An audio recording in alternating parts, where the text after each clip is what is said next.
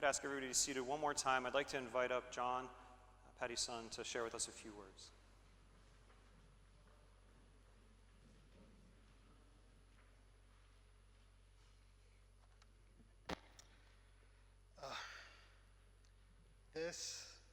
These last 2 weeks have not been easy. Is that better? Okay. These last 2 weeks have not been easy for any of us. Something that isn't terrible, though, is that we were lucky to have the time to say goodbye. From the day we learned of my mother's illness until the final farewell, there was almost an entire year. She even got to go over what I'm about to say. I don't have a best friend I've known my whole life, from childhood, preschool, anything like that. We moved around a lot when I was little. I was often the new kid every year at school, and I was often gone the next year. My brothers and my cousins were my friends. My best friend was my mom. She loved the Beatles. Her favorite was Paul. Her favorite song was Yesterday.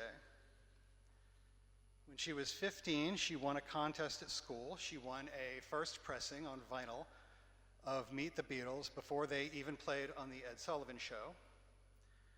She and her sister Kathy even saw the Beatles live in 1964. And Kathy swears to this day that Paul could not take his eyes off of her. And I believe that. I truly believe that. She loved the ocean. The Gulf was home, but she also loved the Pacific and the Atlantic, the Caribbean, which is how she taught me to pronounce that. She loved Lake Michigan, but she hated mermaids. She loved crime procedurals, NCIS, Blue Bloods, anything with an 80s heartthrob still on it. She hated bigotry. She hated injustice. She loved Chardonnay. She'd recently acquired a taste for bourbon. She hated pickleball and everyone who plays it.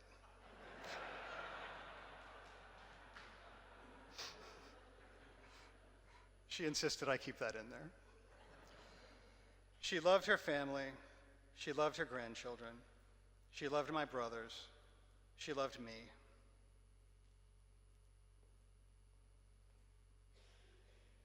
I did not have a childhood best friend, but I had her, so I didn't need one. Thank you.